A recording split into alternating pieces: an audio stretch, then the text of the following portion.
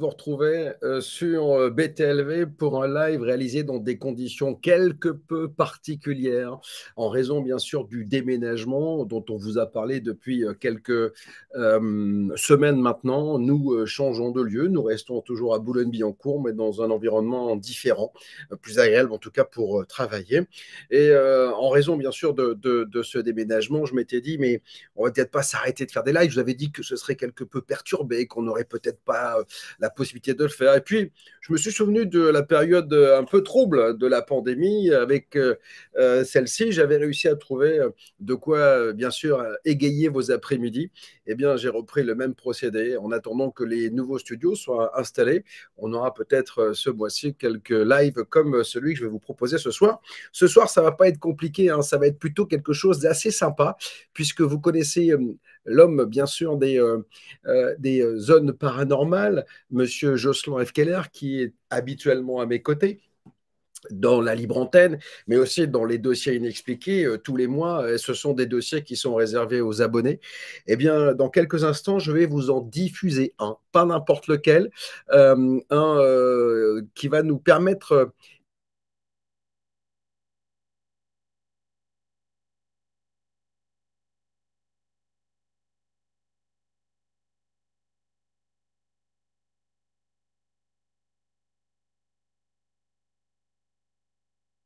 eh bien, lorsqu'il s'agit de poltergeist, il y a bien sûr un lien entre la personne qui vit ces choses et sa personnalité, ses problématiques. Alors, ce soir, bien sûr, vous allez pouvoir discuter comme à l'accoutumée, puisque même si on est là que exceptionnellement dans des conditions particulières, on est dans mon bureau là, hein, voilà, donc vous avez remarqué que c'est pas le même décor que d'habitude.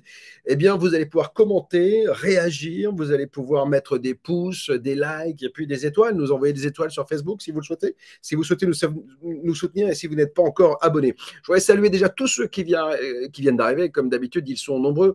Il y a Flower Philippe, il y a Cyril Sibert, Colette Vincent, il y a Christelle. Alors, Christelle Host, elle m'appelle toujours son petit poulpe, donc j'en suis ravi. Il y a Chloé Thomas, il y a Arnaud Mab. Voilà, vous allez être nombreux encore ce soir, malgré tout.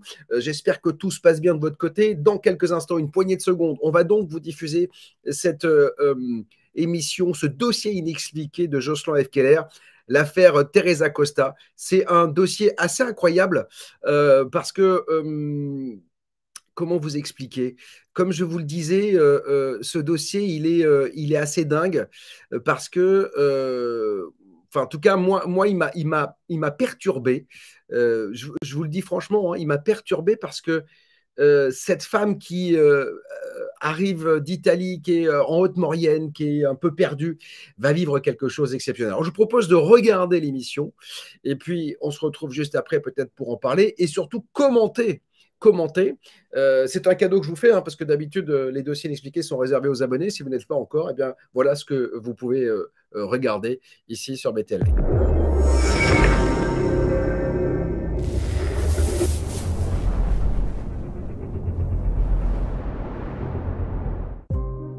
La nuit est calme, les trois familles dorment paisiblement lorsque tout à coup, vers 5h30 du matin, des coups violents sont frappés à la porte de la chambre des Castrignano. Et c'est pas tout, il y a en plus des objets qui se déplacent tout seuls. Il va y avoir plein de phénomènes déroutants qui vont se multiplier dans la matinée. Les casseroles tombent brutalement sur le sol, la cuisinière tressaute. On a un buffet, un tabouret qui semble s'animer comme s'ils étaient vivants, etc. etc. L'un des invités, l'un des voisins qui s'appelait Aimé Soquet, lui il va le raconter plus tard dans le Dauphiné libéré. Et ce qui s'est passé, il dit: on était en train de se souhaiter le bonsoir et tout à coup on a entendu un choc et on a vu les verres qui ont été littéralement catapultés. C'était quelque chose de fantastique. Quelqu'un qui n'a pas vu ça ne peut pas se rendre compte. Et donc très prudent, le maire va ordonner dès le 26 février au matin, le lendemain, l'évacuation de la demeure au plus vite. Mais très vite, il y a une autre rumeur qui commence à enfler, c'est que les phénomènes se sont déplacés avec les familles. Et cette fois-ci, le malaise frappe la maison du Moulin des Prés. Et on a les mêmes manifestations, des coups sourds, des objets qui volent, et tout ça se reproduit. Et à chaque fois, la pauvre Teresa Costa semble être très affectée, au bord de l'évanouissement. Pourquoi tout le monde se tourne vers cette jeune femme italienne qui a à peu près 24 ans? Parce qu'en fait, tout le monde, ou presque, depuis le début de cette histoire, a remarqué que Teresa Costa affichait une très grande nervosité bien trop intense malgré l'étrangeté des phénomènes. D'accord. Il y a quelque chose qui ne va pas chez eux. Voilà. Alors même si rien ne le prouve, à partir de là, beaucoup dans le voisinage vont être convaincus d'avoir trouvé l'explication. C'est pas la demeure qui pose problème, c'est pas la maison, c'est Teresa Costa.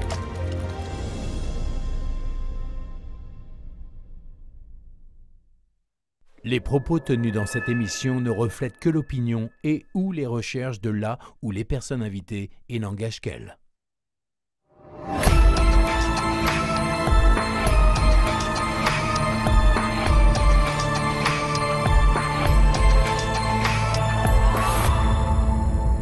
La Savoie et la Haute-Savoie ont toujours été terre de sorcellerie, dans tous les cas référencées ainsi.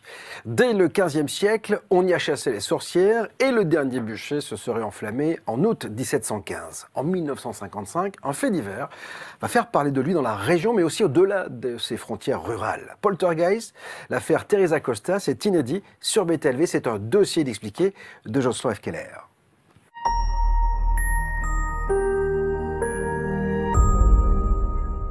Salut Jocelyn. Salut Bob. Ravi de t'accueillir pour ce nouveau dossier inexpliqué. Effectivement, on va parler de poltergeist. On a fait il n'y a pas longtemps un affranchi de l'info réservé au poltergeist avec David Gallet.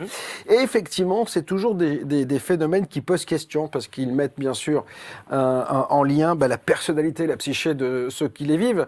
Et puis aussi ce côté fantomatique qu'on aime tant. Et c'est en général des histoires très spectaculaires. Et il y a très souvent des témoins. Et pour celui qui cherche et qui cherche à comprendre ce type de phénomène, c'est quand même très important. Et là, visiblement, des témoins, il y en a. Ah là, il y en a beaucoup. Alors, c'est une histoire qui est bien oubliée. Moi, tu me connais, j'adore exhumer des histoires que les gens ont un peu oubliées. Celle-ci, je pense que je n'en aurais jamais entendu parler s'il n'y avait pas eu un article du Dauphiné Libéré auquel je rends hommage, donc en février 2020. Un article sur cette histoire qui m'a laissé un peu pantois. Et donc, je me suis renseigné, documenté. Je suis allé un petit peu plus loin que l'article. Et voilà un petit peu le fruit de ce que j'ai trouvé. Et alors moi j'adore parce que ça m'amène à mettre un coup de projo sur une région que je connais bien parce que je vais y skier, c'est la Haute-Maurienne et effectivement Modane, Saint-Jean-de-Maurienne, Valsonnet, tout ça c'est une vallée très encaissée. Très encaissée. Et où il fait froid l'hiver, c'est une des régions où il y a le plus de neige parce qu'en fait il y a vraiment beaucoup de neige. Il y a Bonneval-sur-Arc qui est le pays au fond de la vallée qui est souvent le plus enneigé en France. Et effectivement c'est un climat rude, difficile. C'est austère et ce sont aussi des régions dans lesquelles, comme tu l'as dit en intro, il y a une lointaine tradition de sorcellerie. Exactement. Et c'est effectivement dès le XVe siècle, on y a chassé les sorcières. Le dernier bûcher se serait enflammé en août 1715, c'est pas si loin que ça. Bah non. Et c'était bien après l'ordonnance de Louis XIV de 1682 qui avait assimilé les crimes de magie et de sorcellerie au droit commun. D'accord, ok.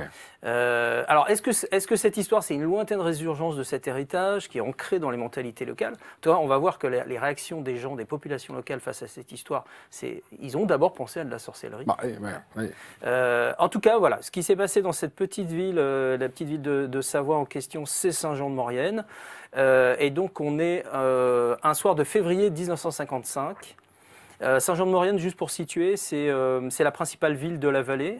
C'est encaissé, c'est vraiment sur la route de l'Italie. Tous les gens qui vont de Grenoble en Italie, moi-même quand j'étais gamin, je suis passé une dizaine de fois par là. On se souvient qu'Archibald et ses éléphants est passé par là. Il n'y a pas beaucoup de routes. Donc on passe par là. On est au confluent de deux cours d'eau, l'Arc et l'Arvan. Alors c'est un lieu de passage déjà fréquenté, mais dans les années 50, au moment de notre histoire, il faut un peu replacer le contexte. On est à un moment où la France va entrer à peine dans la période de prospérité qui va s'appeler les 30 Glorieuses. On est plus après la guerre que dans ces 30 Glorieuses. Donc, comme tu l'as dit, la vie est rude, austère. C'est une vallée qui est entourée de hautes montagnes. Ces montagnes laissent peu passer le soleil. Les gens qui vivent là mènent une vie de labeur. Alors, il y a des usines d'aluminium, il y a des usines de coutellerie. Je crois qu'on y fait Opinel ou un truc comme ça, c'est ça ? Exactement. C'est à Saint-Jean-de-Maurienne qu'on fabrique les fameuses Opinel, que tout le monde connaît. Et donc, dans un des quartiers de Saint-Jean-de-Maurienne, qui s'appelle le quartier de Bonrieux, il y a pas mal de familles d'ouvriers immigrés italiens qui sont venus là, chassés par la guerre, etc. Enfin, voilà, après, et puis surtout pour trouver du boulot. Donc, ils s'entassent dans des maisons vieilles de plusieurs siècles, et des maisons qui ont un confort plus que rudimentaire, presque, on va dire, vétuste. Et là, au cœur de l'hiver, parce que notre histoire se passe en février, il fait vraiment pas beau, hein, comme tu l'as dit, il neige beaucoup, le temps est exécrable, il y a beaucoup de pluie, surtout cette année-là, en 1955, des chutes de neige. Donc les habitants se calfeutrent chez eux et restent près de la cheminée autant que possible. Et pour les Calabrais, donc ces fameux ouvriers immigrés italiens, de Calabre, voilà, de Calabre, la solidarité, la convivialité, ce ne sont pas des vains mots. On se regroupe entre soi pour passer, en tout cas essayer de passer un moment plus agréable que dehors. Vous savez ce qu'on dit des Italiens? On dit que ce sont des Français heureux. Voilà. Donc, ouais. Et donc on a, dans une bâtisse du XIVe siècle d'apparence plutôt insalubre, on a deux familles qui cohabitent. Ce sont les Castrignano et les Rotella. Ouais. Alors les premiers, les Castrignano habitent à l'étage, les Rotella habitent la partie inférieure de la masure, appelons ça une maison de masure, c'est vraiment une maison très très ancienne. Et ce soir du 24 février 1955, les Castrignano hébergent aussi leurs beaux-frères et belles-sœurs, Valentino et Teresa Costa. D'accord. Voilà, donc il y a beaucoup d'Italiens, il y a aussi des enfants, enfin il y a un peu tout le monde. C'est la vie. Donc la soirée se déroule tout à fait paisiblement, les enfants jouent ensemble, les parents bavardent de choses et d'autres, voilà. La nuit avançant, on se dit il est temps d'aller se coucher. Ouais. La nuit est calme, les trois familles dorment paisiblement, lorsque tout à coup, vers 5h30 du matin, des coups violents sont frappés à la porte de la chambre des Castrignano. Alors, le jeune père de famille, bien sûr, est irrité d'être réveillé comme ça en sursaut. Il se lève, il va vers la porte, il l'ouvre, mais il n'y a personne dans le couloir. Alors, il se dit, bon, il retourne se recoucher, un peu perplexe. Il se dit, il a rêvé. Du vent, machin. Oui, un peu de tonnerre dans la vallée, ça résonne fort. On est en montagne. Mais le problème, c'est que quelques instants plus tard, ça recommence. Ah. Et cette fois-ci, c'est à l'étage du dessous, chez les Rotella. D'accord. Et là encore, donc, il y a des coups violents qui semblent venir de nulle part, et c'est pas tout, il y a en plus des objets qui se déplacent tout seuls. Oh. Là, ça commence à prendre une proportion. Alors, Nicolas Rotella, qui est un ouvrier sérieux, lui, il travaille à l'usine Opinel, justement, en plein centre de Saint-Jean-de-Maurienne. Bon, il n'a pas la réputation d'être un farfelu, un blagueur. La veille au soir, il n'a pas non plus abusé de la bouteille, il se porte comme un charme, mais il doit quand même se rendre à l'évidence, il se passe quelque chose de vraiment pas normal chez lui. Ouais. Et donc une fois que les familles sont levées, parce que l'agitation a réveillé un peu tout le monde, l'agitation justement va se poursuivre toute la matinée du 25 février. C'est-à-dire que même réveillé, même présent, les objets bougent, etc. Voilà, il va y avoir plein de phénomènes déroutants qui vont se multiplier dans la matinée. Des casseroles tombent brutalement sur le sol, la cuisinière tressaute. On a un buffet, un tabouret qui semble s'animer comme s'ils étaient vivants, etc., etc. Et tous les membres de la famille se tiennent éloignés de ces objets et les contemplent avec de l'inquiétude et de l'incompréhension. Elle envoie un verre cassé, donc qui a dû tomber au sol, bien sûr. Exactement. Et Rotella marmonne même des « je n'ai pas peur » pour se donner du courage. D'accord. Oui, parce que j'imagine que même si on est nombreux et qu'on est gaillard, quand on voit des choses bouger... Qu'on ne comprend pas, au bout d'un moment, d'abord on est perplexe et après on a peur. Oui, bien sûr. Voilà. Et comme justement ces manifestations ne semblent pas vouloir cesser, on va chercher Samuel Pasquier, qui est donc le maire de la ville depuis 2 ans, la maréchaussée, donc un gendarme, et aussi un homme d'église, le chanoine Bellet. On va chercher vraiment les autorités, c'est ça, les autorités de la petite ville. Et le premier élu de la ville, le maire va le confirmer tout de suite, ces administrés italiens ne sont pas du tout fous, d'autant que des voisins aussi, venus en curieux, parce que ce genre de nouvelles, ça se propage très très vite. Mais surtout dans une petite ville. Voilà. Et tout ce petit monde va assister aux troubles incompréhensibles. Et le chanoine, il est bien embarrassé. Et bon, là, ce qu'il va faire, c'est qu'il va en fait bénir la maison pour rassurer les oreilles, parce que ce sont des Italiens très catholiques, très croyants. Ouais, très croyants. Ouais. Et donc, ça va au moins, en tout cas, les rassurer un peu. Les apaiser un peu, quoi. Mais rien n'y fait, en fait. Rien n'y fait. Toute la journée, la maisonnée va être l'objet de coups, de déplacements d'objets. Et vers 21h, arrive chez les Rotella le correspondant du journal régional, donc le Dauphiné Libéré. Et lui aussi va assister au mouvement brutal d'un tabouret que pourtant personne ne touche, quoi, c'est ça.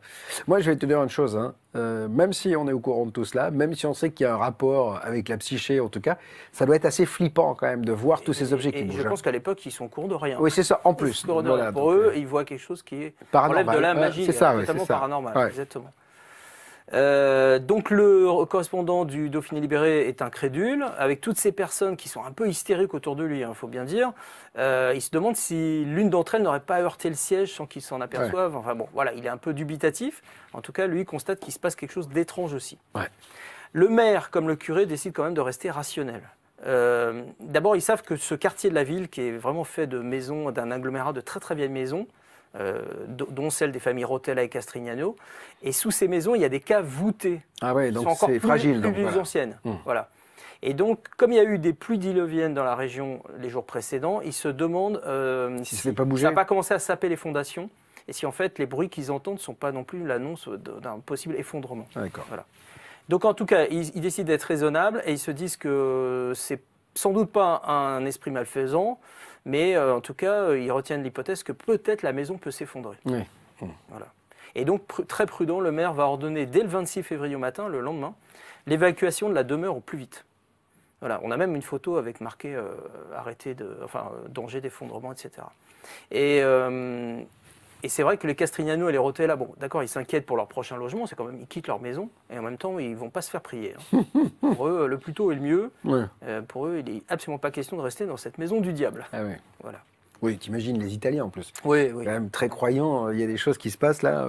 Non, mais là, personne ne comprend ce qui se passe. Oui, bien sûr. Forcément, l'incompréhension se nourrit d'une sorte d'angoisse. Ouais, puis après, le fantasme prend le dessus, etc. Exactement.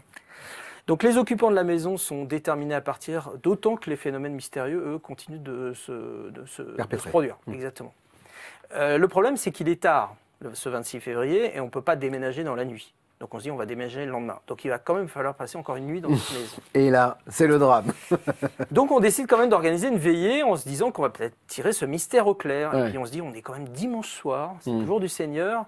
S'il y a un démon, il ne va pas venir quand même perturber la quiétude de la famille le dimanche. Voilà. Donc il y a une petite troupe qui va venir s'entasser dans la minuscule cuisine des Rotella. Ouais. Donc on aura Samuel Pasquier, donc le maire de Saint-Jean-de-Maurienne, son prédécesseur qui s'appelle Florimond Girard, qui est venu aussi, qui est toujours là, le commissaire, le fameux correspondant du Dauphiné libéré, le curé et quelques voisins curieux. Ah ouais, donc quand même là, ça a déjà fait beaucoup de bruit et tout le monde est là, quoi. Mais c'est bien, je trouve qu'au moins, il y a des témoins compétents. Tout le monde a pris l'affaire au sérieux. Voilà. Il n'y a aucun notable qui manquait à l'appel. Ouais. Et il y a même un technicien du son, enfin en tout cas ça doit être un voisin qui est un peu ingénieur du son, etc., qui est venu avec un magnétophone pour enregistrer éventuellement des bruits inexpliqués. D'accord. Il faut savoir qu'à l'époque, un magnétophone, en 1955, c'est un appareil très moderne. Hein. Non mais tout le monde ne sait pas le faire fonctionner. Enfin, et puis c'est gros, hein, c'est pas comme aujourd'hui. C'est gros, bien sûr, c'est gros, ça prend de la place. Donc tout le monde s'installe dans la cuisine, et là on attend. Les heures défilent, plutôt lentement. Alors d'autant qu'en fait, comme on a peur de rater quelque chose, on ne parle pas trop. Donc les gens se taisent. Donc il y a une ambiance assez pesante, assez lourde. Pesante, voilà. Tout le monde est attentif s'il y a un phénomène insolite qui peut se produire. L'épouse Costa, Teresa, est avec son bébé. Elle se montre un peu nerveuse, mais rien ne se passe. Voilà. Au point que d'ailleurs que la tension de départ baisse peu à peu. Que les gens se détendent en se disant finalement il ne va rien se passer. Et après minuit, on se dit que bon, voilà, on peut peut-être rentrer chez soi. Puis l'hypothèse de l'effondrement probable peut-être prend le dessus en se disant, en se disant c'est un phénomène naturel. On va déménager demain, mais pour l'instant on n'a rien à craindre. Et c'est d'ailleurs le technicien du son qui est, on va dire, il en a peut-être marre, qui lance le mouvement de départ. Il commence à rassembler son équipement. Les gens commencent à se lever, ils enfilent leur veste, ils commencent à se dire au revoir. Et tout à coup, toute la petite assemblée se fige. Parce que tout le monde secoué se regarde sans trop y croire. Et il y a l'un des invités, l'un des voisins qui s'appelait Aimé Soquet. C'était un ouvrier aux usines métallurgiques de Péchinet, donc dans la vallée de la Maurienne. Lui, il va le raconter plus tard dans le Dauphiné libéré. Et ce qui s'est passé, il dit « On était en train de se souhaiter le bonsoir et tout à coup, on a entendu un choc et on a vu les verres qui ont été littéralement catapultés. » C'était quelque chose de fantastique. Quelqu'un qui n'a pas vu ça ne peut pas se rendre compte. Ah ouais, mais je pense que ça doit être déroutant. Je me retourne sans penser à rien et à ce moment-là, je vois voltiger le broc. On n'utilise plus trop ça, mais on voit ce que c'est. Je réussis à l'attraper au vol, je le repose sur la table, mais il retombe. Voilà. Donc, et de son côté, donc Florimond Girard, l'ancien maire, est tout aussi stupéfait. Je n'y croyais pas, j'aime mieux vous le dire. J'ai vu passer le broc devant moi comme un éclair et venir frapper M. Castrignano dans le dos. Il n'y avait personne à côté susceptible de le renverser. Je me suis baissé, j'ai passé la main autour pour voir s'il n'y avait pas un fil invisible accroché. Bah oui. Voilà. Non, mais lui, il est déjà rationnel. Mais oui, bien sûr. Il cherche déjà une explication. Oui, bien sûr. Ouais. Parce qu'il faut imaginer, je pense que les gens ont dû pousser des cris, enfin, voilà. Et là, le petit groupe, alors là, par contre, tout le monde est réveillé et tout le monde est aux aguets, là, j'imagine, oui, c'est ça. Personne n'a envie de partir. Et là, tout le monde va assister à plusieurs phénomènes bizarres. La table va se soulever toute seule. De la vaisselle va encore se briser. Et il y a une bouteille de limonade qui va faire un bond de plus d'un demi-mètre. Je crois qu'on ne mesure pas quand même ce que ça doit provoquer dans la psyché des gens. C'est-à-dire que tu vois des choses qui te semblent totalement surnaturelles. Quoi. Donc, exactement. Et André Soquet, donc le fameux voisin ouvrier dans la pétrochimie, va faire remarquer qu'en fait, à ce moment-là, il lui fallut essayer d'isoler Madame Costa en l'entourant afin de la libérer de son fluide. Alors, là, ouais, exactement. Là, on se dit, mais Madame Costa, pourquoi il parle de Madame Costa? Ouais, puis de son fluide, tout exactement. Ça. Et en fait, là, il lâche un nom. Les témoins ont lâché un nom, et en fait, ce nom ne va plus jamais quitter les conversations. Pourquoi tout le monde se tourne vers cette jeune femme italienne qui a à peu près 24 ans? Parce qu'en fait, tout le monde, ou presque, depuis le début de cette histoire, a remarqué que Teresa Costa affichait une très très grande nervosité, bien trop intense malgré l'étrangeté des phénomènes. D'accord. Il y a quelque chose qui ne va pas chez elle. Il y a un truc qui va pas. Voilà. D'ailleurs, elle va même tomber en syncope peu après, ouais. Et ça va conduire le médecin de Saint-Jean-de-Maurienne, le docteur Baucher, à l'examiner, et il va constater une raideur très inhabituelle qui va assimiler à la catalepsie. D'accord. Pas l'épilepsie, la catalepsie. Catalepsie. Ouais. Teresa Costa aussi, elle attire un peu les regards chez tous ses témoins et ses curieux, mais aussi dans la ville, parce qu'en fait, personne ne la connaît vraiment. Elle n'est d'abord arrivée en Savoie que 2 mois plus tôt, en décembre 1954, avec ses 2 enfants en bas âge. C'est une jeune femme discrète, elle sourit rarement, elle ne parle pas un mot de français. Même certains Italiens ont du mal à la comprendre parce qu'en fait, elle s'exprime le plus souvent en patois calabrais. Ah bah ouais, donc c'est voilà. ça.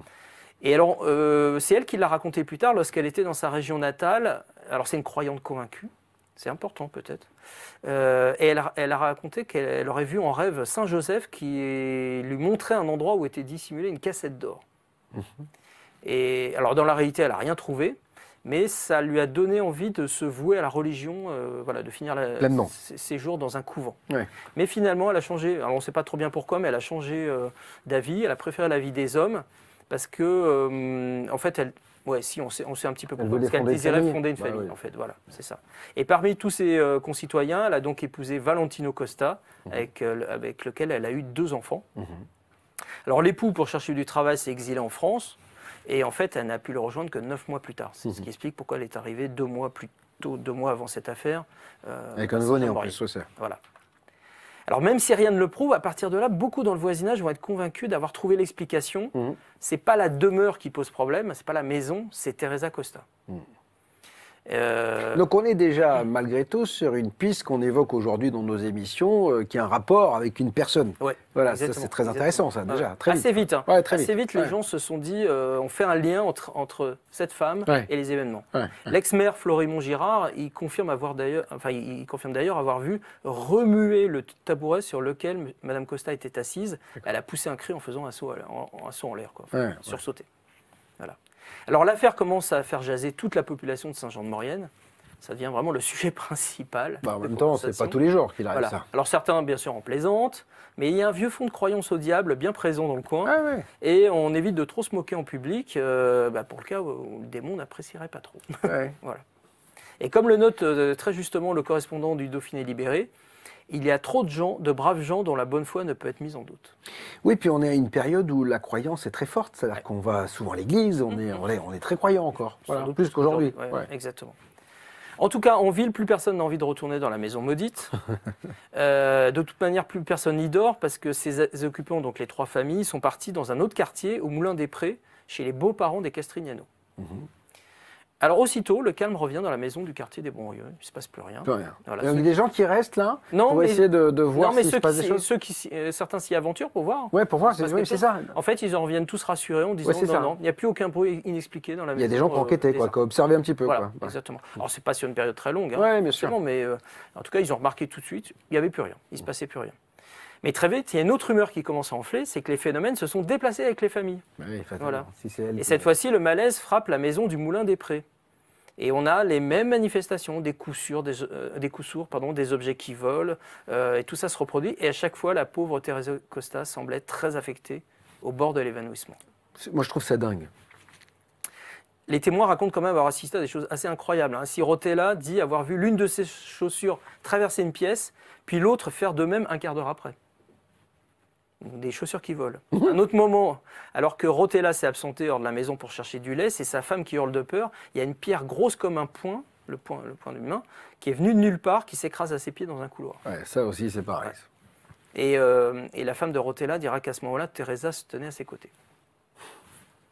La situation empirant, Valentino Costa décide de ramener son épouse, qui a toujours les nerfs à vif, hein, et ses enfants dans leur véritable maison. Parce qu'en fait, là, ils étaient en visite. Là, on voit carrément une casserole qui est en l'air. Oui, C'est-à-dire qu'il y a un cliché qui a été pris. À l'époque, voilà, il y a des rares photos qui ont été prises. Et je peux te dire que là, il n'y a pas de trucage, parce qu'à l'époque, on ne peut pas faire ça. Mais on de voit... D'ailleurs, il y a la Teresa, hein, la Teresa qui est à côté, là. Donc, voilà. Ah oui, non, mais il y a des photographes qui ont essayé de faire des photos. Alors, les phénomènes vont tellement vite qu'il aurait fallu venir avec des caméras. Enfin, à l'époque, c'est... Ah, mais déjà, il y a un cliché incroyable, là. Donc, oui, donc Valentino Costa décide de ramener Teresa et ses deux enfants dans leur véritable maison. C'est ça, leur propre maison, parce que là, ils étaient en visite. Alors eux, ils habitent à quelques kilomètres de là, dans le petit village de... Alors à l'époque, ça s'appelait Saint-Julien-de-Maurienne. Aujourd'hui, pour les gens de la région, ça s'appelle Saint-Julien-Mont-Denis. Ça a changé de nom. Et d'ailleurs, leur hôte provisoire au Moulin des Prés, donc le père de Castrignano, confiera un peu plus tard avec un peu de cynisme: nous ne sommes pas assez riches pour que notre vaisselle se brise comme ça pièce par pièce. Alors il a bien fallu que Teresa s'en aille. Voilà. Bon. Mais en tout cas, on constate qu'une fois encore, quand les Teresa s'en vont, les Costa s'en vont, pardon, ça se calme. la maison qui quitte retrouve sa tranquillité et au grand soulagement des occupants. Bien sûr. Donc c'est très bien. Donc dans la population et dans la communauté italienne, on se dit que le pire est passé, qu'on va pouvoir retourner à la normale. D'ailleurs, c'est le souhait de tout le monde parce que ça fait un peu désordre public. Et oui, on n'aime pas forcément attirer le regard des autres sur de tels événements, quoi. Et donc, il y a toute une série de petits articles écrits par le Dauphiné Libéré, par le correspondant, et lui résume donc l'état d'esprit général à ce moment-là. Il dit: il est probable que bien vite, d'autres sujets d'actualité effaceront le souvenir de ce qui fut un jour la maison hantée de Saint-Jean-de-Maurienne. Le problème, c'est qu'il se trompe lourdement. C'est loin d'être fini. Alors, certes, tout début mars 1955, on ne parle plus du tout de la maison hantée de Saint-Jean. Mais par contre, on parle de celle de Saint-Julien. Ah, parce que le phénomène s'est déplacé. Oui, parce que les phénomènes ont repris chez les Costa. Bien sûr, ils ne se sont pas du tout arrêtés. Et donc là, ça confirme ce que pensaient certains curieux au départ, c'est que le lieu importe moins que les personnes. Les personnes qui sont importantes. Voilà. Et Teresa Costa reste en ligne de mire comme la source potentielle de toutes ces manifestations. Alors les phénomènes continuent. Le 2 mars, la sœur de Teresa, Annunziata, qui vit déjà dans la région, vient rendre visite à sa sœur. Et elle constate que Teresa a l'air épuisée. Et elle assiste à des phénomènes, une marmite d'eau en train de chauffer sur la cuisinière qui tombe toute seule. Donc il faut la pousser, une marmite d'eau. Voilà. Annunziata, donc la sœur, file chercher une voisine, Madame Varnier, et quand les deux femmes reviennent, elles trouvent Teresa tétanisée de peur. 2 bouteilles ont valdingué sur le sol. La voisine les replace sur la table, mais à peine quelques minutes plus tard, les 2 bouteilles sont encore balayées comme par une main invisible. Alors, ce qu'il faut aussi dans ce type de phénomène, quand même, Jocelyn, c'est que même si on a dû lui dire que ça devait être elle a dû comprendre que ça devait être elle le centre du problème. Même la personne qui, semble-t-il, est à l'origine de ces phénomènes en a peur. C'est-à-dire qu'elle-même, parce que tu dois même te dire, mais qu'est-ce que je fais? Enfin, tu vois, mais à mon avis, en tout cas à ce moment-là, elle n'a pas du tout conscience qu'elle peut être responsable de ça. Ah oui, c'est ça. Alors peut-être qu'on lui a dit, oui, parce que elle n'a aucune maîtrise. Et elle ne maîtrise pas, mais c'est pour ça qu'elle doit en avoir peur. Voilà, ça lui échappe complètement. Alors en même temps qu'il y a ces objets qui valdinguent à droite et à gauche, on a aussi des bruits sourds et irréguliers qui résonnent à l'intérieur d'un placard, un peu comme si un esprit voulait sortir. Oui, c'est ça. Oui, parce qu'en fait, tu dois te dire aussi, je suis peut-être envoûté, je suis peut-être hanté, je suis peut-être un démon est en moi, quoi, tu vois. Et donc, lorsque le mari Valentino Costa revient de son travail, il trouve chez lui le maire de Saint-Julien, Charvoz, un autre maire, voilà, c'est ça. Avec les voisins de Saint-Julien qui sont aussi très intrigués. Les correspondants du Dauphiné et du Progrès. De Lyon. Ouais, donc c'est ça. Voilà, on élargit un petit peu ce que je disais tout à l'heure. On va dire l'espace médiatique. Voilà. Donc les correspondants du Dauphiné et du Progrès font à leur tour leur apparition et la farandole des objets recommence. C'est-à-dire que les correspondants vont voir aussi ce qui se passe. Donc ils vont voir le banc de Teresa percuter le mur. Ils vont même tenter de s'en saisir, de le bloquer, mais ils s'aperçoivent que quand ils tentent de bloquer ce banc, c'est Teresa qui se met à trembler de tous ses membres. Donc il y a un lien entre l'objet et la personne, en tout cas, il semblerait.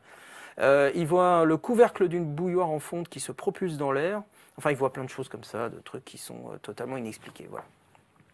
Et pendant ce temps-là, la pauvre Teresa se porte de plus en plus mal. Au point que le lendemain, on décide de l'emmener chez un psychiatre à Chambéry, en se demandant est-ce que la science et la médecine pourront la soulager. En tout cas, le spécialiste consulté, lui, il n'y connaît pas rien du tout en phénomènes paranormaux, mais il constate que Teresa est dans un état de nervosité tel qu'elle a besoin d'un repos complet sans tarder, et il recommande de l'hospitaliser à Chambéry. Voilà, il n'est pas question qu'elle demeure chez elle. D'ailleurs, en son absence, il y a des journalistes étrangers qui ont appris, alors j'imagine transalpins, italiens, pas très loin, qui ont appris l'histoire et qui sont venus aussi en curieux voir ce qui se passait. Elle faisait peut-être un baby blues, hein, finalement. Donc voilà, on peut peut-être imaginer, parce qu'elle est jeune maman. Tu vois, on verra dans les explications, etc. Alors voilà, dans la vallée de l'Arc, là, c'est un peu l'effervescence, parce que, surtout que vu de loin, cette sorte d'épidémie paranormale semble assez incompréhensible.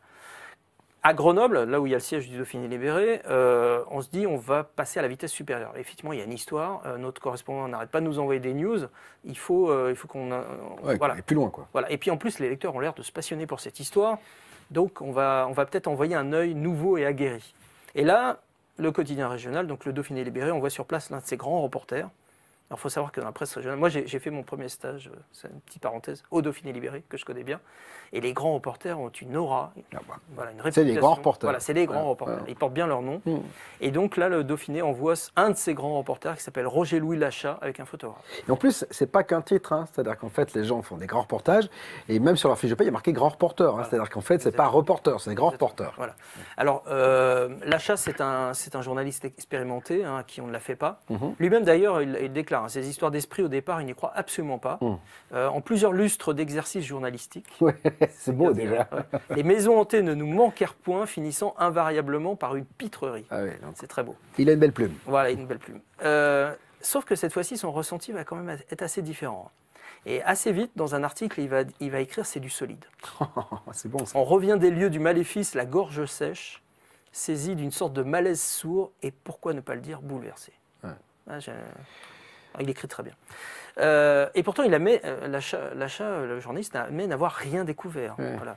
Il dit juste que l'atmosphère était sombre et il est persuadé que tout le monde autour de lui est sincère, qu'il n'y a aucun truqueur mêlé à cette affaire. Donc il va procéder à sa manière et il va en fait passer en revue tous les protagonistes de l'affaire, histoire de bien saisir à qui il a affaire, c'est ça. Alors donc il va commencer par Teresa Costa, bien sûr, qu'on prétend être au cœur des événements. Alors d'emblée, il est impressionné par la jeune femme qui paraît très affectée donc, par ces manifestations. Lorsqu'il lui rend visite, elle est alitée. Depuis des jours, elle ne dort plus, elle ne mange presque rien.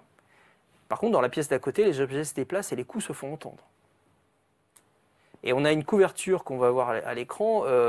Ça, c'est la couverture du magazine Détective qui reflète bien cette ambiance. On a Teresa qui est prostrée sur son lit, les doigts serrés sur un crucifix, laissant échapper des cris et des gémissements. Je reconnais bien la Détective. 50 ans après, ça n'a pas changé. 70 ans après, ça n'a pas changé. Et donc, le journaliste Lachat va comparer Teresa Costa à une sorte de mystique en pleine transe. Ouais. Alors, outre Teresa, Lachat va recenser pas moins de 37 personnes ayant assisté aux manifestations paranormales. Près de 40 témoins. Un nombre impressionnant, d'autant qu'il en a écarté un bon paquet de gens qui jugeaient peu fiables, notamment parce qu'ils étaient trop proches des familles italiennes. Donc, en gardant les témoins qu'il juge fiables, il en trouve 37. Ça reste un nombre considérable. Et en plus, dans cette assemblée de témoins, on a des personnalités respectables de la commune. Bien sûr, on a deux maires, un ancien élu, garde champêtre, une enseignante, un médecin, 2 prêtres, un agent de police. C'est ça. Bon, j'ai envie de dire, il ne manque plus que Maigret avec sa pipe. Hein. Oui, c'est ça. Ouais. Donc, il y a des arguments d'autorité, en tout cas, chez les uns et les autres. C'est ça. Et donc, le journaliste va les interroger à tour de rôle et va vite se rendre compte que les récits sont très similaires. Achille Charvos, qui est donc le maire de Saint-Julien, là où habitent les Costa, va oser le reconnaître. On n'a pas peur au pays des ardoisiers, on a ici des gars bien trempés. Et bien moi, je n'ai pas honte d'avouer que lorsque j'en suis revenu, j'étais blanc comme un linge. On a beau être des gaillards. Exactement. Voilà. Et de ce côté, Constant Roll, qui est un chasseur de son état, donc quelqu'un qui est habitué aussi des choses peut-être un peu qui sortent un peu de la normale, va dire qu'il a été pétrifié au point de n'avoir plus une goutte de sang dans les veines. Donc ça doit être très spectaculaire. Hein, ce qui se passe. Moi j'imagine, enfin tu vois, tu as des trucs qui bougent, parce que tu sais bien, quand on va enquêter, nous, quand on part, on essaye de voir des choses qui bougent. Et déjà, quand il y a un truc qui se passe, on se dit, mais alors là, quand tu as plein de trucs, ça ne doit pas être simple. Hein. Alors finalement, Teresa, qui était à Chambéry, hospitalisée à Chambéry, elle accepte... non, pardon, elle était chez elle, elle accepte qu'on la conduise à Chambéry pour un séjour de repos. Et là, elle y passe quelques jours, elle commence peu à peu à reprendre des forces, mais après une semaine, son époux Valentino demande déjà son retour à la maison. Voilà. Et contre l'avis du corps médical, Teresa revient dans la vallée d'Arc. Les médecins n'étaient pas d'accord. Alors l'histoire aurait pu en rester là. On aurait sans doute fini par oublier cette histoire avec le temps, même si les manifestations continuaient. Mais là, il y a un personnage assez énigmatique qui va faire son apparition. C'est un peu la deuxième partie de cette histoire. Alors ce personnage, c'est un Suisse qui dit s'appeler Isma Visco. Suisse italien, Isma Visco. Voilà. Son vrai nom, c'est François Cutat. Ah d'accord. Voilà. Non, il est né dans le Jura suisse. En fait, François Cutat, ou Isma Visco, si vous voulez, c'est un illusionniste professionnel. D'accord. Alors, il est complètement oublié aujourd'hui, j'ai cherché. Mais à l'époque, il était très connu. Il faisait des spectacles dans la France entière, en Belgique, en magicien Suisse, partout. Ouais. D'accord. Très, très connu. Donc, il est né à Delémont, dans le Jura suisse, en 1922. Il est décédé en juin 1976. Et il a eu son honneur de gloire dans les années 50-60, en Suisse, en France et ailleurs. D'accord. Alors c'est un homme assez particulier, un personnage assez incroyable. Il a fait une bonne vingtaine de métiers. Il a eu un doctorat de philo, tout en donnant des spectacles conférences de magie. Voilà. Dans son édition du 5 janvier 1954, le journal suisse L'Impartial le décrit comme, je cite, j'aime bien la citation, elle est assez fabuleuse, un jeune homme maigre à souhait, pourvu d'une formidable chevelure noire et d'yeux terribles, luisant magnifiquement au fond d'orbites osseuse et saillante de la plus inquiétante façon. Il flottait comme un ectoplasme vivant dans ses habits de gala qui lui battaient les mollets. Il avait un rire caverneux à la fois envoûtant et qui faisait peur, des mains longues, sèches et agiles. Il troublait. Ouais. J'aime bien. Jolie description. Là, encore une fois, voilà. c'est très poétique. Alors cet Isma Visco a quand même une particularité. Son spectacle est particulier parce qu'il est en deux parties. Lors de la première séquence, il fait quantité de tours, d'illusions, jeux de cartes, table tournante, mentalisme, hypnotisme, voilà, plein de choses comme ça. Et donc le public sort conquis, sort au point, comme on dit, à l'entracte, même les plus sceptiques ont l'air convaincus. Après quoi, il remonte sur scène, et là, il démonte tout. C'est assez il explique. Il explique tout. Ah ouais, d'accord. Voilà. En fait, il explique que tout ça, c'est de la supercherie. Bien sûr, c'est illusionniste. Ça repose sur de la suggestion, sur la psychologie, etc. C'est très mentaliste dans l'esprit. Exactement, voilà. Et donc, il le raconte d'ailleurs dans un journal suisse. Il dit il y a des forces qui nous dépassent, mais dont nous prenons connaissance chaque jour en les analysant, les étudiant, en les capturant, comme la radio, l'électricité et d'autres phénomènes sur lesquels nous sommes aujourd'hui parfaitement renseignés. Et donc, lui pense que voilà, tout ça, ça peut s'expliquer. Et d'ailleurs, plus que d'inconnu, Visco parle d'inconnaissable. Exactement.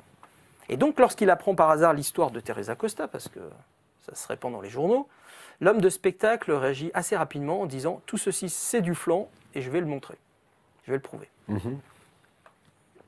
Donc, il en profite aussi pour se faire un peu de pub, parce que j'imagine que donc, il va commencer par se rendre dans le quartier de Bonrieux. En fait, dans la maison des Rotella et des Castrignano. Il ne va pas chez les Costa. Il va dans la première maison, là où tout a commencé. Et donc, il va essayer, avec l'aide de fils de nylon, de faire bouger des objets exactement de la manière dont l'on décrit les témoins. Mais en fait, sa démonstration va échouer parce que les fils cassent ou sont visibles par tous. Donc, les gens disent non, c'est pas du tout comme ça que ça s'est passé. Exactement. À ce moment-là, en parallèle, pendant que lui fait ses petites expériences qui ne sont pas très concluantes, Teresa Costa, elle est sortie de l'hôpital et elle est provisoirement hébergée dans un autre quartier chez un couple d'amis, les Crespo. Et bien sûr, chez les Crespo, les phénomènes recommencent. T'es content de l'avoir accueilli. Ah oui. Mais là, il y a une petite particularité aussi, c'est que les Crespo, à leurs heures perdues, sont spirites. Ah. Ils s'intéressent aux choses, un peu paranormales. Choses de l'étrange. Et donc, on ne sait trop comment, mais ils parviennent à amplifier l'affaire, et l'affaire remonte aux oreilles de la revue Spirit à Paris, qui est à l'époque, alors aujourd'hui un peu pareil, un petit peu oublié, mais à l'époque c'était un magazine qui marchait bien et qui envoyait des enquêteurs sur place, une sorte de comme les Lumières dans la nuit pour les films. Oui, mais je me souviens que ça existe toujours, parce qu'en fait, je recevais au début de BTLV les représentants de la revue Spirit. Ouais. Ah non, elle existe toujours. Bon, après, elle est peut-être un peu moins médiatisée qu'à l'époque. Oui, bien sûr. Plus de comment ça s'appelle, de visibilité. Et donc la revue Spirit va envoyer sur place deux spécialistes du paranormal qui s'appellent René Chimier et Pierre de Varga, qui vont débouler en Savoie après. Alors j'aime bien parce qu'ils ont pris bien sûr leur 203. Donc voilà, ça fleure bon les années 50. Ça c'était une belle voiture. J'avais l'impression d'être dans une voiture américaine. Exactement. Parce que je crois que c'était mon grand-père qui devait en avoir une. Donc voilà, je m'en souviens bien. Voilà, donc on imagine les deux hommes à bord de leur 203 qui foncent sur la route. C'est loin en plus, Paris à Savoie, c'est pas à côté. C'est des heures de route. Mais bon, à l'époque, on peut rouler vite. Ouais, enfin ça n'allait pas très vite comme ça. Non. Et donc, eux vont bien sûr prendre connaissance des manifestations observées avant leur arrivée. Hein, ils vont se faire raconter toute l'histoire. Mais ils vont aussi être témoins de l'inexplicable. Et donc là, à leur retour, ils vont écrire un article assez génial dans lequel ils décrivent tout ce qui s'est passé. Donc ils commencent par décrire les marches usées du noir escalier de pierre en colimaçon de la masure lépreuse que les siècles ont cruellement marqué de leur empreinte. Tout ça pour décrire en fait qu'ils ont monté trois marches. Voilà, c'est ça. Mais en même temps, voilà, il y a toujours ce spectacle, c'est la presse, quoi. Donc, voilà. Ensuite, bon, ils ont pénétré dans le très humble logis du ménage Costa. C'est ça. Il y a pas de, chaque mot est soigneusement choisi. J'aime bien faire des petites citations parce que on s'y croirait.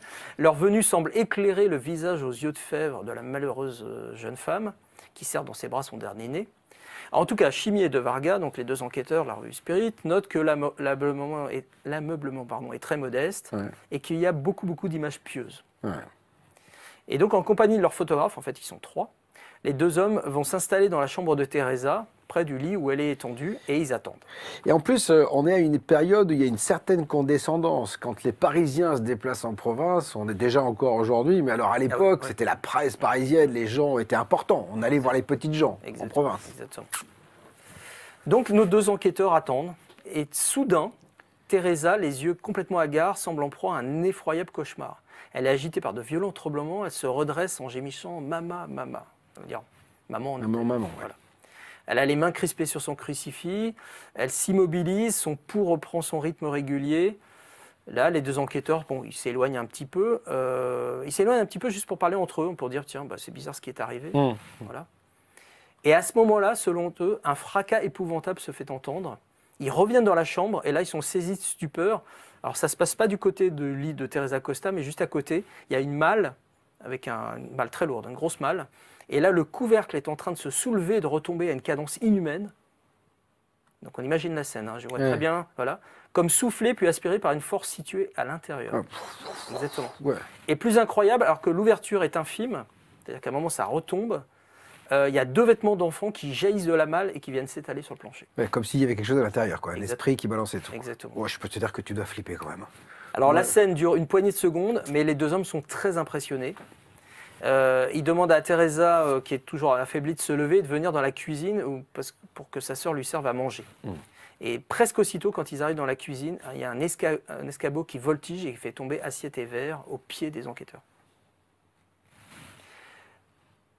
T'as retrouvé des photos incroyables. Oui, les photos, elles viennent pour beaucoup du Dauphiné libéré, qui en a publié beaucoup, là, qui étaient, alors pas toutes, hein, ça c'est les photos de celles qu'on voit ont été prises par les Spirites, enfin le photographe des Spirites. Incroyable. Ça montre en tout cas ce qu'ils ont pu vivre.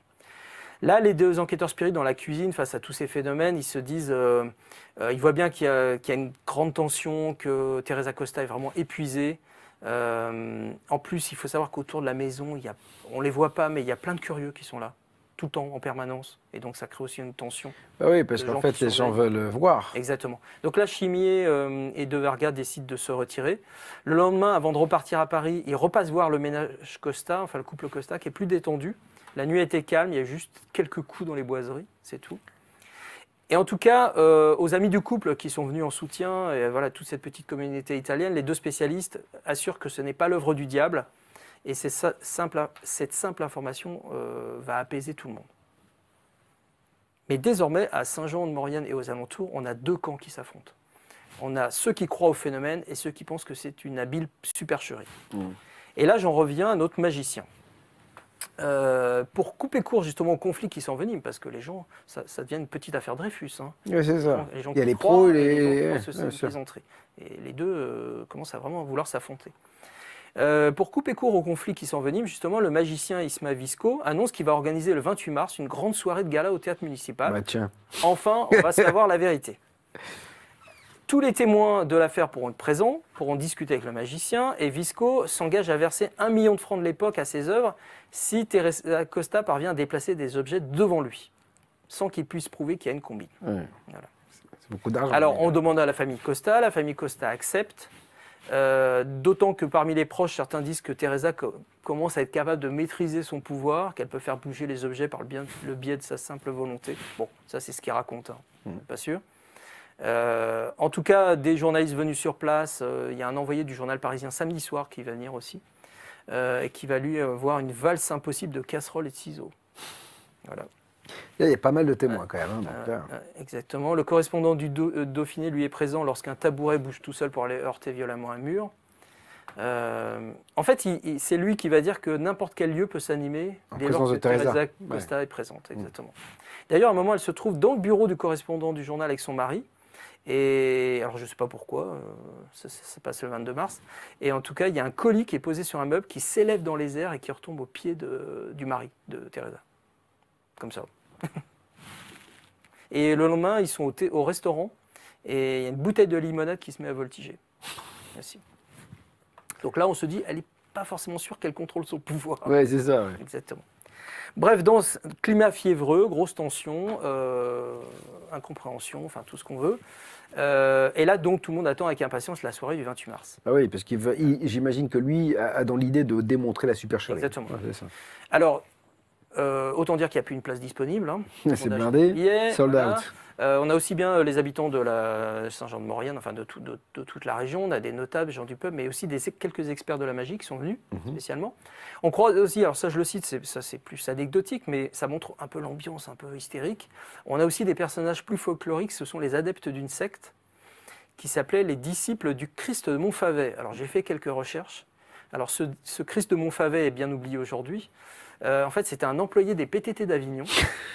Et après la guerre, alors il était guérisseur à 16 heures, il s'était proclamé réincarnation du Christ. Bah oui, bien sûr. Et puis il avait bien sûr, forcément, convaincu plein de gens. Il y avait un succès assez délirant. Et plusieurs de ses adeptes étaient présents en Maurienne. Et en fait, ils s'étaient mêlés de l'affaire Teresa Costa en étant là tout le temps. Voilà, il faisait partie des curieux qui étaient tout le temps en permanence devant la maison. Et ils venaient souvent frapper la maison en disant mais si vous voulez, on va chasser le démon. Voilà. Donc voilà l'ambiance dans laquelle va se dérouler le gala magie d'Isma Visco. Lui, il n'a cessé de répéter à tous ceux qui ont vu les phénomènes « Vous pensez avoir vu, mais vous n'avez pas vu ». Donc il monte sur scène pour donner son fameux spectacle en 2 parties. D'abord, il subjugue tout le monde avec ses tours de fakir, de magnétisme, de transmission de pensée. Et ensuite, il revient sur scène et il les démonte un à un pour expliquer que tout ça, ce sont des techniques pour créer des illusions, berner le public. Et donc, la prestation du magicien est très appréciée. Hein. Il y a salué par de vifs applaudissements. Ça sera raconté comme ça. Et après, donc, il y a un temps d'échange avec les témoins sur l'affaire Teresa Costa. Et là, ça tourne au dialogue de sourds, parce que ceux qui ont assisté aux manifestations ne veulent pas changer d'opinion. Pour eux, ils ont vraiment vu ce qu'ils disent avoir vu. Oui, bien sûr. Voilà. Et d'ailleurs, le chanoine de la paroisse n'est pas le dernier. Et lui, il dit qu'il a vraiment vu aussi des scènes impossibles. Donc il n'y a pas de compromis entre les convaincus du don de Teresa et les sceptiques qui pensent que c'est une sorte de suggestion collective, on ne sait pas quoi, enfin voilà. Bref, on bavarde jusqu'à très très tard devant le théâtre de la ville et on n'arrive pas vraiment à s'accorder. Donc on décide que le lendemain, le 29 mars, on va enfin faire un défi qui va permettre de régler la question une fois pour toutes. Les organisateurs souhaitent que cette épreuve ne puisse pas donner lieu à une polémique, donc ils vont prévoir un protocole assez précis. Parmi les officiels, on va trouver donc le maire de Saint-Jean-de-Maurienne, un huissier, maître Dupré, un avocat de Neuchâtel qui est venu à la demande du magicien pour représenter le magicien. Donc il y a quantité de gens qui sont tout à fait sérieux pour vérifier ce qui va se passer. Et tout le monde trouve un premier accord, donc on se dit, le défi va avoir lieu dans un endroit qui sera désigné au dernier moment. Je ne sais pas où c'est. Et il faudra que ce soit une pièce vide. Et dans cette pièce, il n'y aura que 4 objets. Un broc, un pot à lait, une marmite et un tabouret. Ces objets vont être posés sur une table avec rien autour. Chaque camp, les sceptiques, et ceux qui croient et ceux qui ne croient pas, on va dire ça comme ça, chaque camp aura droit à 5 chaises. Et il y aura une douzaine de chaises supplémentaires pour les journalistes. Ce qui est fou quand même, c'est la prise de conscience de l'événement. C'est-à-dire que ça fait déplacer des journalistes de Paris, de la région, il y a des officiels, et on essaie de comprendre, et en faisant des expériences comme ça. Ce qui serait complètement fou aujourd'hui. Donc voilà. Mais... aujourd'hui, je ne sais pas. Mais déjà, ça fait longtemps qu'on n'a pas eu un cas de poltergeist comme ça. Un cas aussi flagrant, spectaculaire avec autant de témoins, et peut-être qu'effectivement, on enverra des caméras. Là, aujourd'hui, on y aura des caméras. Déjà, moi, j'y serais. Hein, bien sûr, il y aurait quantité d'instruments de mesure et des choses comme ça. À l'époque, ils font avec les moyens du bord. Ça reste assez régional quand même si Paris s'y intéresse un peu. Ça reste quand même dans Ouais. Savoie. Le Lyonnais, etc. Voilà, Ça a exactement. dépassé les frontières mais bon, ça reste quand même dans une région du Sud-Est. Quoi. Exactement. Donc, une douzaine de journalistes admis. Par contre, aucun public. D'accord. Donc là, on est qu'entre professionnels. Et on accorde à Teresa le droit, si elle le souhaite, de décaler la séance d'une journée. D'accord. Alors, dans l'entourage de la jeune femme, il y a une agitation un peu croissante. Alors, c'est pas qu'on doute des capacités de Teresa, hein, mais en fait, on aimerait bien avoir un peu d'argent. Ah, ouais. Parce qu'on se dit, après tout, si Visco il est prêt à donner 1 million aux bonnes œuvres, pourquoi les Costa ne toucheraient-ils pas quelque chose? Donc, l'époux de Teresa, Valentino, va le faire savoir. Ils veulent bien faire l'expérience contre 500 000 francs. Alors, les organisateurs rechignent, mais ils sont tous en train de discuter de ça. Et à ce moment-là, il y a un escabeau qui se met à voltiger. Ouais. Donc, Ils vont y aller, ils vont payer. Donc, voilà, donc ça calme un peu tout le monde. Ouais. Et Ça arrive donc, à convaincre les plus réticents. Voilà, et on se met d'accord pour régler la somme demandée. Bah oui. Et à condition, bien sûr, que le phénomène se reproduise dans le cadre du protocole. Voilà.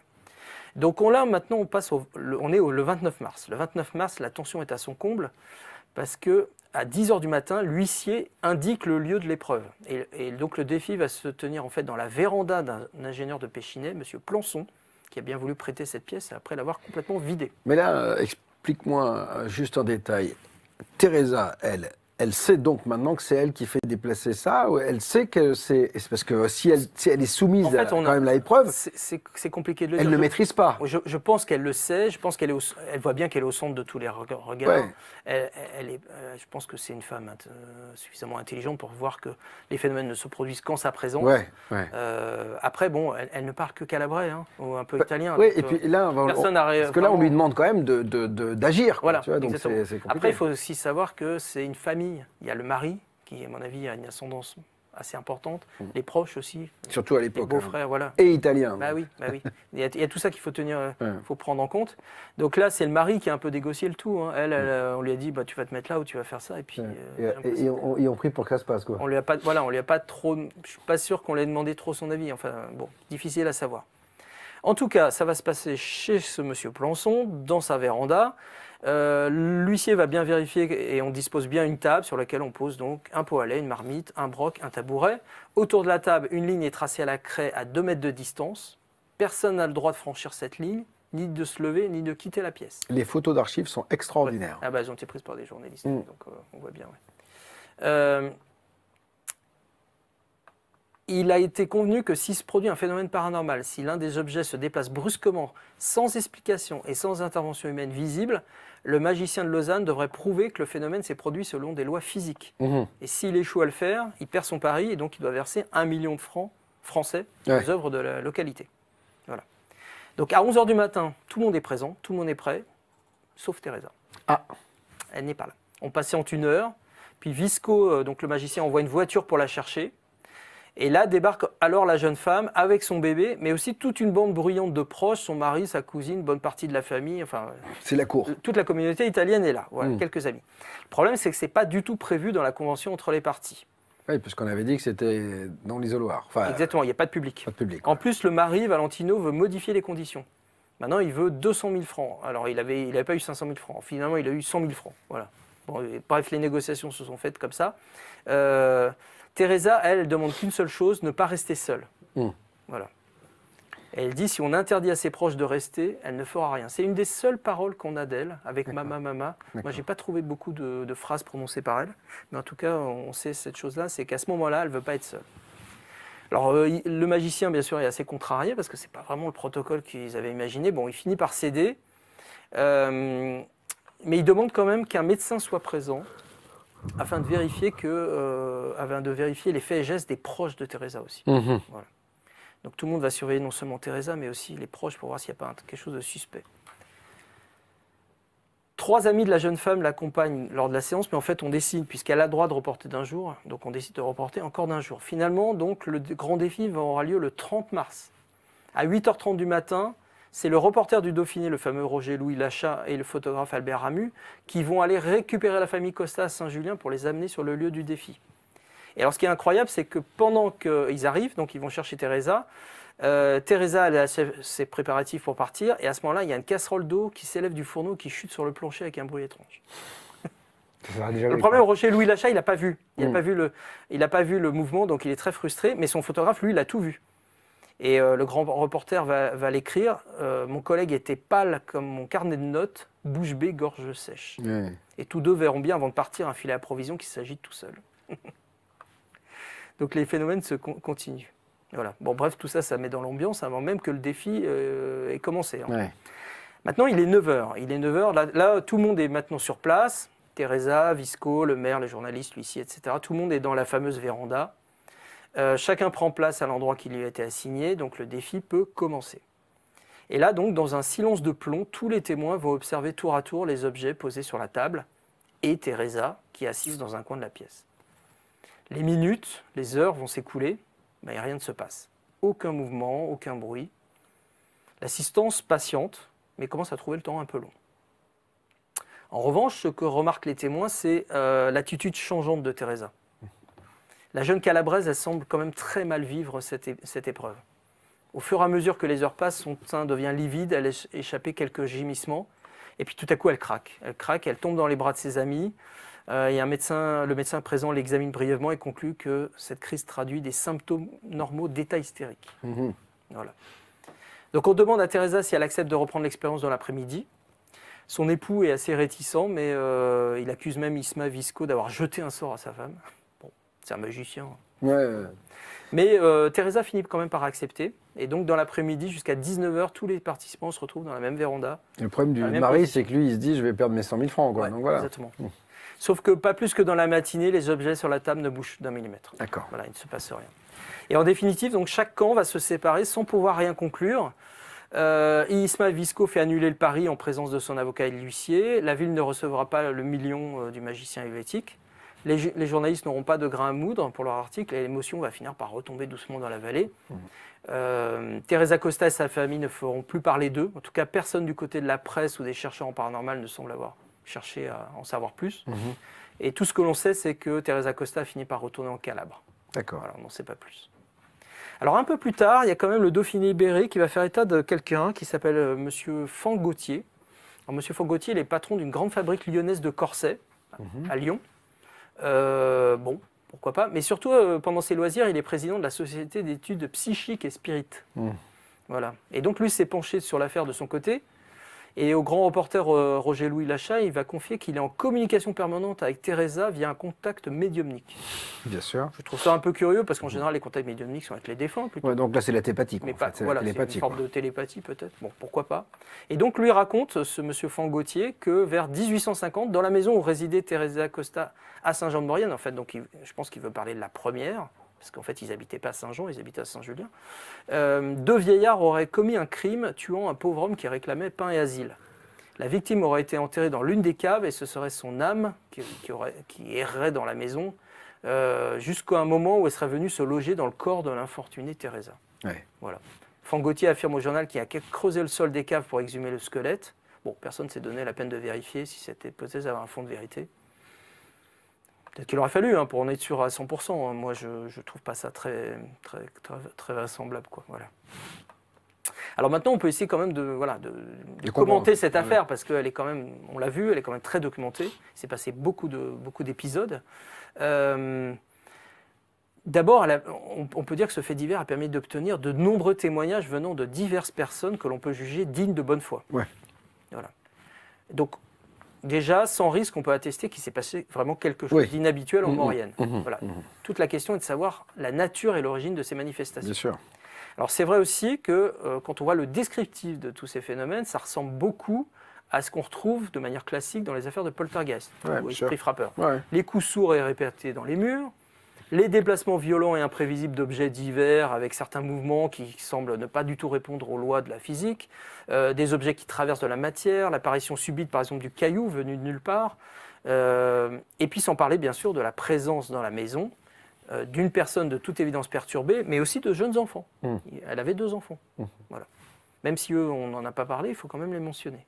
Par contre, il manque des éléments qui en général reviennent souvent dans les affaires de poltergeist, les anomalies électriques. Mais là, c'est peut-être parce qu'on est en 1955 et je ne connais pas l'état électrique des maisons là, à cette époque. Et des odeurs nauséabondes. Bon, ça a été évoqué par aucun témoin, mais bon, on ne sait pas. Donc on a en fait 3 hypothèses qui s'ouvrent pour tenter d'expliquer ce qui s'est passé. Soit les phénomènes sont d'origine naturelle. ça m'apparaît assez peu probable. D'abord parce que les lieux ont été quand même bien fouillés et étudiés, et on a écarté les défauts de construction, les explications liées au magnétisme, à l'eau, aux rongeurs, etc. Et les phénomènes n'ont pas été localisés exactement. On n'a pas dit c'est à cet endroit précis, etc. Non, puisque ça s'est déporté. Exactement. En plus, on a parlé d'une maison maudite, mais en fait, les manifestations sont observées en plusieurs lieux. Exactement. Voilà. Et même plusieurs localités. C'est même pas dans la même ville. Exactement. Donc si ces phénomènes étaient naturels, ils auraient dû se poursuivre en l'absence de la famille Costa, et ce n'est pas le cas. Deuxième hypothèse, les phénomènes résultent d'une intervention non humaine. Ça, c'était la crainte viscérale des habitants de la Maurienne. Ouais, le côté à la sorcellerie, entité, machin, tout ça, du bien diable, sûr. du démon, etc.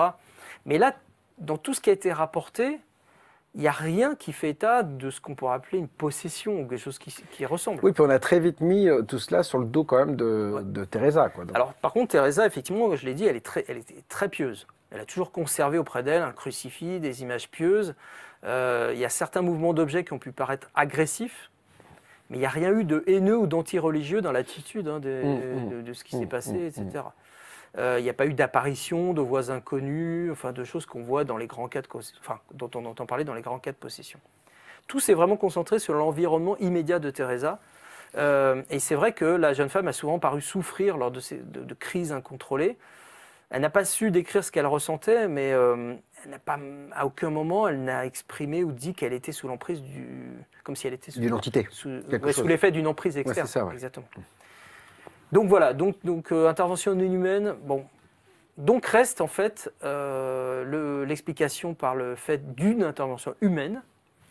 Alors, si c'est une action commise par un tiers, faut savoir pourquoi. Ouais. Et qu'est-ce qui doit soit une blague, soit une action malfaisante. La plaisanterie semble hors de sujet, parce que c'est une famille d'immigrés italiens arrivés de fraîche date, qui avait sans doute pas envie de se faire remarquer de cette façon-là aux yeux de toute la ville. Donc là, pour le coup, c'est plutôt raté, mais en tout cas, je pense pas que c'était dans leur Il faut savoir qu'à cette époque-là, les Italiens, c'est des vrais immigrés. C'est-à-dire que c'est vraiment, on les pointe du doigt, c'est compliqué. C'est compliqué de s'insérer dans la société, c'est évident, quoi.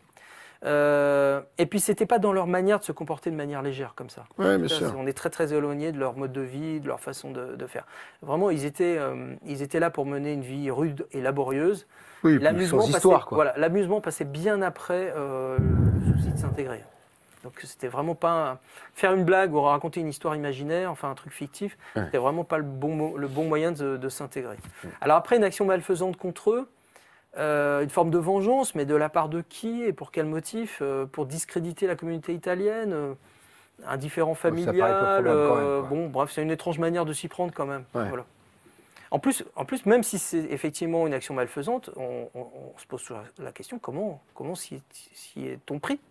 Voilà. Parce que même le magicien Isma Visco, il a été incapable de reproduire les effets avec des trucages. Donc reste ce que tout le voisinage a rapidement pressenti de manière un peu instinctive, le fait qu'il y a un lien très fort entre les phénomènes et Teresa Costa. Voilà.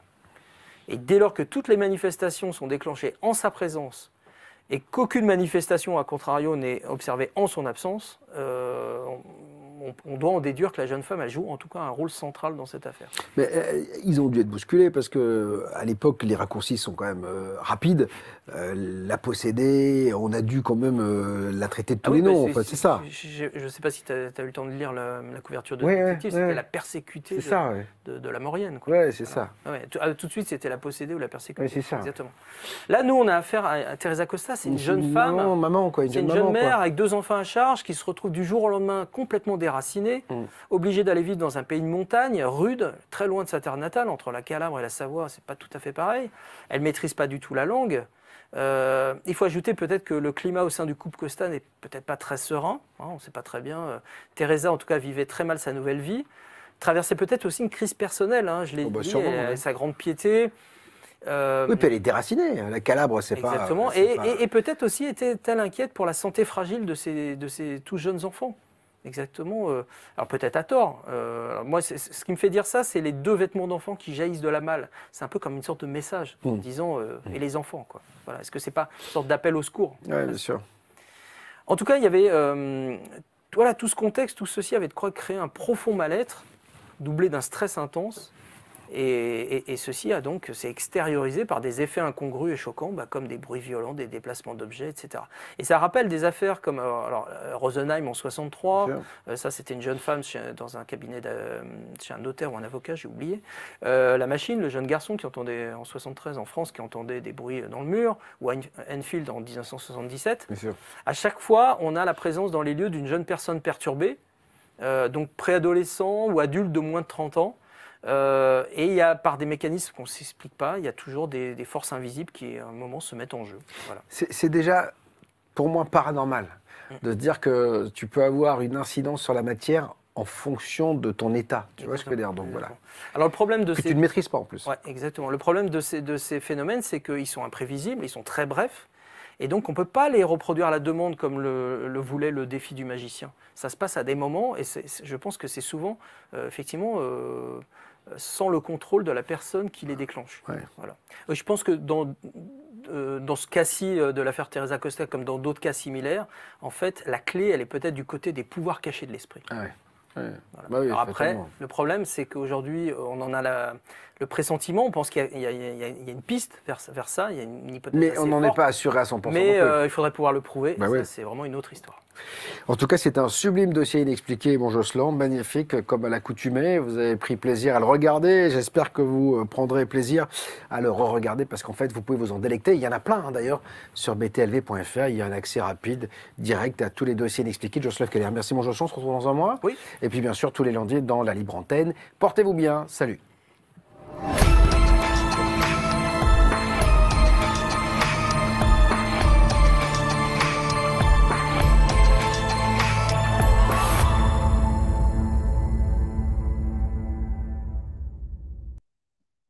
Voilà pour ce live réalisé dans des conditions particulières en raison du déménagement de BTLV. C'était une occasion pour moi de vous diffuser un dossier expliqué réservé habituellement aux abonnés. Peut-être pour donner envie à ceux qui ne le sont pas encore de nous rejoindre. Je rappelle que pour les 10 ans, hein, vous l'avez vu passer plusieurs fois dans l'émission, pour les 10 ans de BTLV, tous nos abonnements sont sans engagement. Vous venez 1 mois, 2 mois, 3 mois, 6 mois, 2 ans, 10 ans. Vous repartez quand vous le souhaitez. Il y a un bouton qui vous permet de vous désengager quand vous le souhaitez. Donc, il n'y a plus aucune excuse pour ne pas venir nous rejoindre. Alors, les zones paranormales, vous le savez, hein, c'est le bouquin de Jocelyn F. Keller et vous pouvez le retrouver en allant sur btlv.fr. Vous avez toute la librairie, hein, dans boutique, vous avez la librairie, vous avez également le bouquin de notre ami Jocelyn F. Keller qui est en précommande actuellement et à tarif réduit avec les frais de port qui sont offerts. Le bouquin de notre ami Jocelyn, encore une fois. Et puis, il y a aussi celui de Sandrine également, celui de Sandrine qui commence à faire beaucoup parler puisque Laurent Wolf a fait une émission de télé la semaine dernière, Paris Match en parle, beaucoup de magazines en parlent, beaucoup de sites internet en parlent également. Donc, c'est peut-être l'occasion pour vous de découvrir le sentiment de ces stars qui, elles, en fait, parlent pour la première fois du surnaturel auquel elles sont confrontées, ces stars. Parce que, vous savez, on dit souvent que les personnalités du show business, les artistes, ont une superbe sensibilité. Eh bien, vous allez pouvoir découvrir qu'elles en parlent avec beaucoup d'intimité, sans trop de pudeur. Elles affichent assez bien leur façon d'appréhender ce sujet devant les caméras de Sandrine Chopin. Et du coup, voilà, les connus face à l'inconnu, c'est devenu des célébrités face au surnaturel en librairie aux éditions Max Milo dans la collection BTLV Mystère Inexpliqué. Alors, excusez-nous hein, pour les petits couacs du début, on est dans des conditions particulières, on est dans mon bureau, voilà, et dès le mois de novembre, on va revenir dans des conditions beaucoup plus professionnelles puisqu'on aura reconstruit les locaux de BTLV ailleurs, les plateaux de BTLV ailleurs. Pour l'instant, c'est un peu à la one again, je vous le cache pas, mais c'est pas très très grave. En tout cas, je voudrais remercier tous ceux qui ont été avec nous, bien sûr, ce soir sur BTLV. Vous étiez nombreux à commenter encore une fois. Je rappelle qu'on a besoin de vous. Partagez cette émission, likez cette émission, mettez des pouces, mettez des étoiles également si vous n'êtes pas encore abonné, si vous ne souhaitez pas l'être, mais si vous souhaitez nous soutenir, des étoiles sur Facebook. Et puis, je voudrais que vous signaler que peut-être la semaine prochaine, hein, je vous l'avais vu peut-être passer, on doit aller rejoindre Juscelino Dalouse qui sera en conférence. Et juste avant, il nous fera le plaisir d'être en live avec nous. On sera en dehors du studio et ce sera l'occasion peut-être pour vous d'avoir des informations parce que Juscelino a écrit un bouquin sur les extraterrestres et les ovnis qui n'est pas, comment dire, traduit en français et on reviendra sur ses visions sur le monde extraterrestre. Vous avez peut-être vu passer un ou deux teasers d'ailleurs de Juscelino dans lequel il parle d'extraterrestres et peut-être même de ce qui va arriver en 2032. Alors si j'arrive à aller voir tout simplement le teaser de BTLV, si je le retrouve, je vais vous le passer parce que c'est quand même assez incroyable ce que dit Juscelino dans cette émission.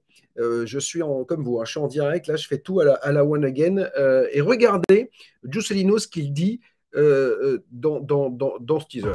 É bem claro, né, que nós vamos ter grandes descobertas. Por exemplo, em 2032 vão descobrir no Egito duas covas que tinha dois extraterrestres.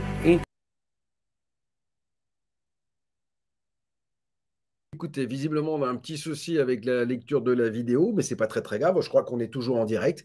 Donc, non, ça a fini. Fin du flux. Voilà. Bon, écoutez, fin du flux.